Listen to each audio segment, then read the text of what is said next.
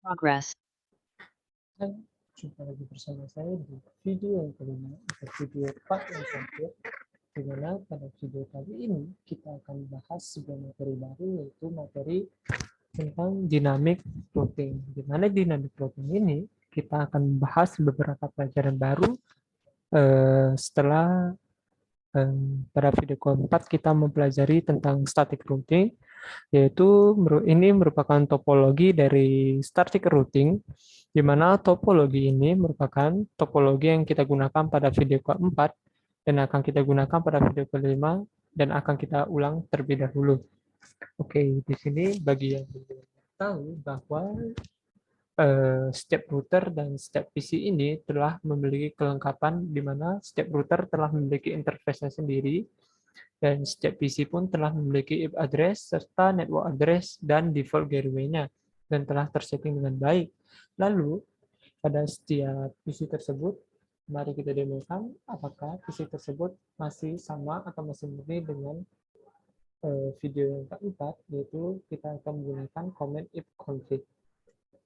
Di mana ifconfig masih memiliki 1.1 dengan default gateway-nya yaitu 1.254 dengan tujuan bahwa PC tersebut masih memiliki keterkaitan dengan router.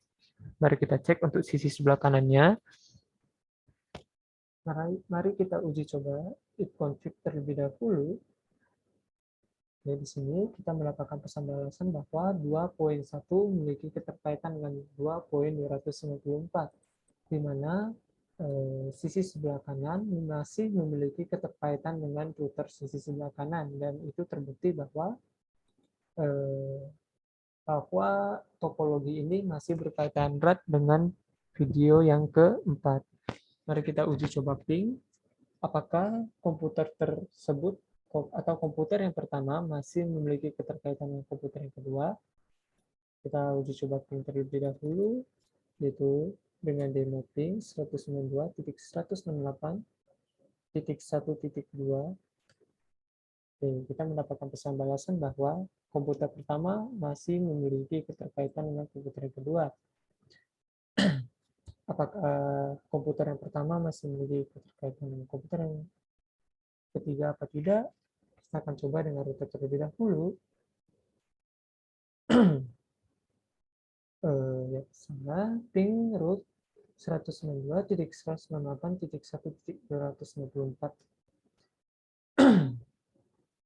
Oke, kita masih memiliki pembalasan bahwa komputer yang pertama ini masih memiliki keterkaitan dengan router dan komputer sisi sebelah kiri masih belum disentuh sama sekali.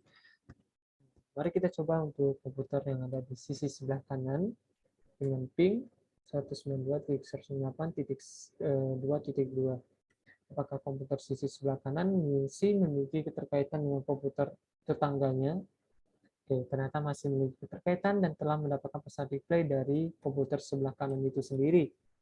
Kita coba di bagian sisi routernya. Oke, di sini kita return terlebih dahulu, di mana kita harus masuk ke dalam privilege access mode, di mana kita akan mencoba uji ping ke bagian komputernya, yaitu 2.1, apakah mendapatkan pesan balasan, dan kita mendapatkan pesan balasan bahwa router masih memiliki keterkaitan dengan komputer dan masih 100% keterkaitannya. Oke, kita uji coba untuk router yang di sisi sebelah kiri.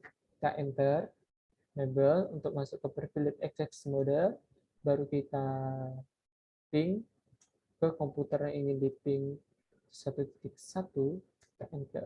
Oke, success rate-nya masih 100% dengan tanda seru dan terbukti bahwa router tersebut masih sangat memiliki keterkaitan hubungan dengan setiap komputer. Oke, di mana kita akan cek terlebih dahulu apakah router masih memiliki interface apa tidak. Di sini kita pakai command show interface brief, di mana kita akan cek interface pada router. Di sini kita masih memiliki interface, yaitu fast Ethernet 0/0-nya masih memiliki interface itu 1.254 dengan 10.1. 10.1 merupakan sebuah interface dari router 1 ke router kedua. Kita akan cek untuk router kedua to show it interface brief. Oke, di sini kita klik saja. Di sini kita masih memiliki keterkaitan dengan poin 10.2, di mana 10.2 merupakan keterkaitan antara tetangganya yaitu poin 10.1. Oke, di sini sebelum masuk ke dalam proses dynamic routingnya, kita harus memahami bahwa sebuah dynamic routing memiliki sebuah protokol di mana protokol tersebut memiliki sebuah manfaat yang sangat berbeda, di mana protokol yang akan kita pelajari pada video kali ini yaitu tentang Routing Information Protocol atau sering disebut juga dengan RIP. RIP sering digunakan pada setiap konfigurasi pada baik maupun merek yang berbeda-beda dikarenakan RIP memiliki implementasi yang sangat mudah serta memiliki open server yang sangat mudah. Maka dari itu banyak sekali yang menjaminkan bahwa protokol RIP ini sangat mudah diimplementasikan sehingga banyak digunakan pada setiap konfigurasi lainnya. Di sini kita akan cek terlebih dahulu pada routernya. Kita akan melihat routing table pada router tersebut. Oke, kita akan lihat pada routing table pada router tersebut, kita masih memiliki static routing, di mana static routing ini akan menjadi bahan pada dynamic routing, di mana pada dynamic routing akan menghapus static routing menjadi RIP. Nanti simbol yang ada S ini akan kita ubah menjadi simbol R, yaitu Routing Information Protocol, di mana static routing ini akan kita demokan dengan cara menghapus bagian static routing ini. Sebelum masuk ke penghapusannya, kita harus masuk ke dalam global configuration terlebih dahulu, yaitu configure terminal. Oke, setelah masuk ke dalam global configuration, cara menghapus yaitu kita akan menggunakan command no IP route. No IP route yaitu tujuan komen yang ingin dihapus, atau bukan tujuan komen yang ingin dihapus, yaitu tujuan dari address yang ingin dihapus, yaitu address dari 2.0. Kita akan hapus bagian 2.0 terlebih dahulu. Sepertinya ini bagian sisi sebelah kanan yang kita apain sisi sebelah kiri terlebih dahulu. Oke, di sini 2.0. Oke. Sebentar ya. Kita akan cek untuk sisi sebelah kanan terlebih dahulu. So IP brief.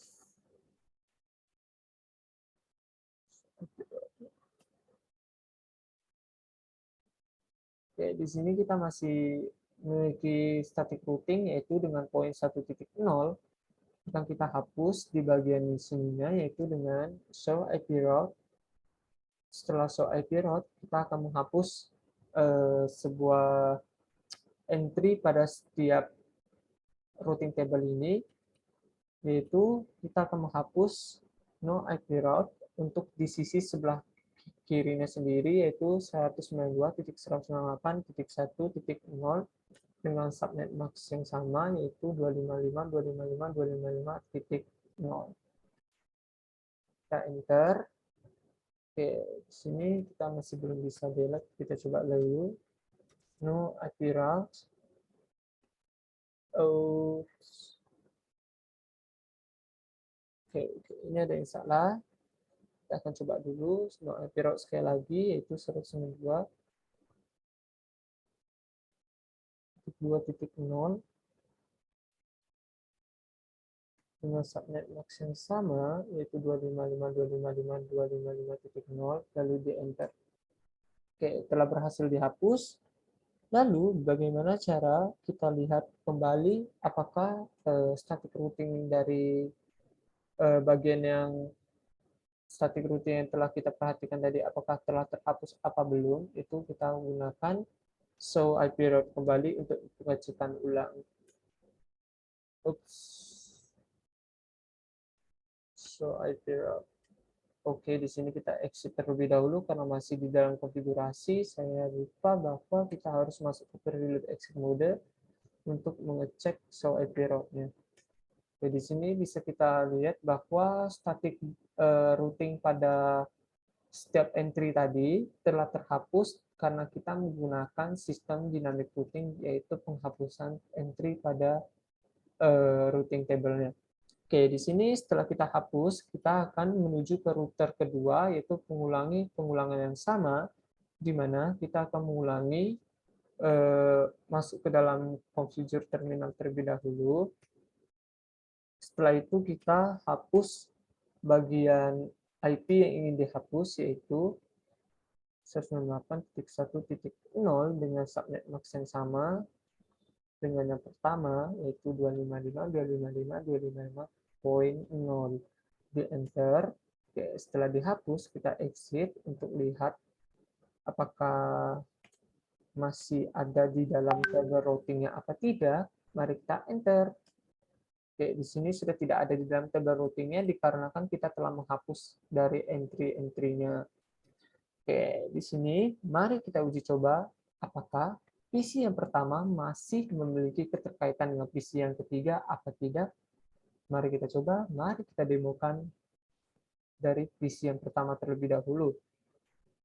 Oke, kita uji coba ping dengan kawannya terlebih dahulu saja, yaitu 192.168.1.2. Apakah masih memiliki keterkaitan?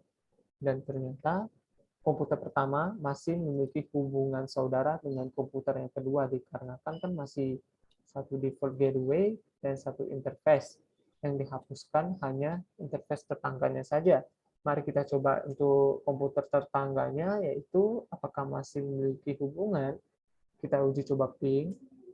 Oke, di sini kita mendapatkan pesan balasan bahwa komputer pertama dengan komputer yang ketiga memiliki pesan balasan yaitu destination host unreachable, yang artinya host tidak dapat dicapai, artinya komputer pertama tidak memiliki keterhubungan dengan komputer ketiga lagi. Dan yang mereply balasan tersebut bukan dari komputer yang ketiga, melainkan komputer dari router tersebut. 1.254 merupakan address interface dari router tersebut. Oke, di sini kita akan coba lagi di bagian sisi sebelah kanannya, apakah masih memiliki keterkaitan dengan sisi sebelah kirinya. Mari kita uji coba ping dengan sisi sebelah kiri, yaitu 198.1.1 saja. Di sini kita enter, di sini masih kita dapat balasan bahwa destination host unreachable, bahwa komputer sisi sebelah kiri telah memutus hubungan dengan sisi sebelah kanan, dan terkadang kita dapat balasan request timeout, dan itu artinya sama saja. Dan di sini kita akan coba di sisi sebelah routernya, apakah router masih memiliki terhubungan apa enggak. Sini kita akan masuk ke dalam privilege access mode. Oke, sudah masuk. Kita uji coba ping saja langsung dengan PC-nya. Oke, sini harusnya kita masih memiliki balasan dikarenakan 1.1 merupakan komputer itu sendiri. Bagaimana dengan 108? Oh, pingnya lupa. Pingnya 108.192.2.1 apakah memiliki keterhubungan apa tidak? Oke, sedang dibaca. Oke, kalau sudah keluar titik-titik seperti ini artinya gagal, dan router yang pertama ini tidak memiliki keterhubungan dengan PC yang tetangganya. Lalu kita uji coba untuk router yang kedua, apakah memiliki keterhubungan masih dengan PC yang kedua dengan PC yang ketiga. Kita akan uji coba ping 192.168.2.1. Ternyata komputer yang ketiga dan keempat masih memiliki keterkaitan erat dengan router yang di sisi sebelah kanan. Lalu mari kita uji coba ping apakah router dari sisi sebelah kiri masih memiliki pekerjaan dengan sisi sebelah kanan atau masih memiliki hubungan dengan sisi sebelah kanan. Ping 192.168.10.2. Oke, ternyata setiap router pada router ini masih memiliki keterkaitan dengan router di sebelahnya. Akan tetapi, hanya PC yang pertama ini tidak memiliki keterkaitan dengan PC yang ketiga dikarenakan static routingnya tadi sudah dihapus. Oke, sebelum masuk ke dalam pembahasan RIP-nya ini, bisa kita pahami bahwa kita telah melakukan penghapusan pada static routing tersebut, dan kita akan masuk ke dalam pembelajaran kali ini yaitu dynamic routing, di mana dynamic routing ini bisa kita lakukan pada global terminal terlebih dahulu. Kita masuk ke dalam routernya, baru kita masuk ke dalam configure terminal, yaitu global terminal. Kita enter. Setelah masuk ke dalam global terminalnya, barulah kita pahami bahwa kita memiliki komen tersendiri, yaitu komen router RIP, untuk masuk ke dalam routing information protokolnya pada setiap router. Oke, setelah masuk ke dalam router RIP, biasanya ada tanda config strip router, yang artinya kalian sudah masuk ke dalam router RIP-nya. Lalu cara untuk menambahkan IP address pada setiap router itu gunanya nantinya IP address yang akan kalian tambahkan pada router itu akan digunakan untuk melakukan update pada routing table. Nah, di sini kita akan melakukan pemasukan pada 1.0 terlebih dahulu, itu dengan kode atau dengan command network 192.168.1.0.1.0 merupakan titik 1.0 merupakan network address dari sisi sebelah kiri, dan kita enter network 192.168.10.0 merupakan network address dari ke depan tadi ya guys. Oke, sorry. Di sini kita sudah melakukan penyetingan pada routing RIP-nya. Mari kita keluar terlebih dahulu dan kita lakukan hal yang sama untuk di sisi sebelah kiri. Masuk ke dalam terminal mode terlebih dahulu. Lepas itu kita masuk ke dalam routing RIP.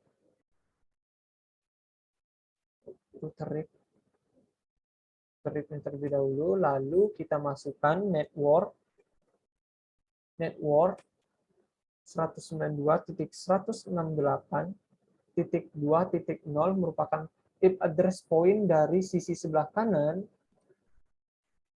Enter, lalu network lagi 192.168.10.0. Kita enter. Di sini kita lihat dan bisa kita implementasikan bahwa pada dynamic routing ini kita tidak perlu menjabarkan subnet max-nya dikarenakan pada sistem dynamic routing itu kita hanya perlu menjabarkan network address dari network yang ingin kita tambahkan tanpa menjabarkan subnet max-nya untuk lebih lanjut.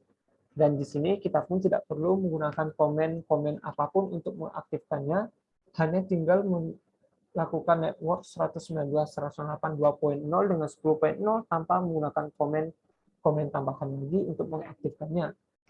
Kita klik X. Di sini kita telah melakukan beberapa penyetingan pada setiap router, dan pada setiap router kita telah menambahkan beberapa network pada RIP-nya tersendiri, dan setelah semua router telah dikonfigurasi akan terjadi pertukaran informasi yang kita lakukan pada 1.0 ini akan mendapat lemparan informasi ke 2.0 ini dan akan mendapatkan balasan di mana router pertama ini akan bertetanggaan dengan router yang kedua dan nantinya akan digunakan untuk melakukan update pada routing table. Oke, mari kita uji coba apakah PC yang pertama ini memiliki keterkaitan dengan PC yang ketiga. Setelah kita hapus dari static routing tersebut, PC yang pertama dengan PC yang ketiga tadi sudah tidak memiliki keterkaitan. Dan kita akan coba lagi apakah setelah melakukan sistem protokol grid pada dynamic routing pada Cisco Packet Tracer, apakah kita akan memiliki pesan balasan apa tidak. Kita akan uji coba ping, dan ternyata kita telah memiliki pesan balasan, di mana pesan balasan itu berasal dari 2.1, merupakan komputer ketiga yang ingin kita ping, dan sistem dynamic routing telah berhasil kita tetapkan. Kita uji coba untuk bagian komputer yang kedua, di mana komputer yang kedua ini kita uji coba ping dengan komputer yang sebelahnya lagi, komputer tetangga, apakah mendapatkan pesan balasan, dan ternyata masih mendapatkan pesan balasan. Oke, di sini komputer yang ketiga akan kita uji coba ping dengan sisi sebelah kiri. 1.1, kita enter, dan mendapatkan pesan balasan bahwa komputer di sisi sebelah kanan telah menjalin keterkaitan dan menjalin pertukaran informasi dengan sisi sebelah kiri. Kita uji coba lagi untuk yang terakhir, 192.168.1.2. Oke, ternyata telah berhasil. Dan bisa kita simpulkan bahwa topologi dari yang awalnya adalah topologi murni static routing bisa kita ubah ke dalam dynamic routing secara bertahap. Dan disinilah sekian pembahasan video saya pada kali ini. Dan video terakhir pada kali ini, terima kasih untuk semuanya. Sampai jumpa di video selanjutnya. Bye-bye.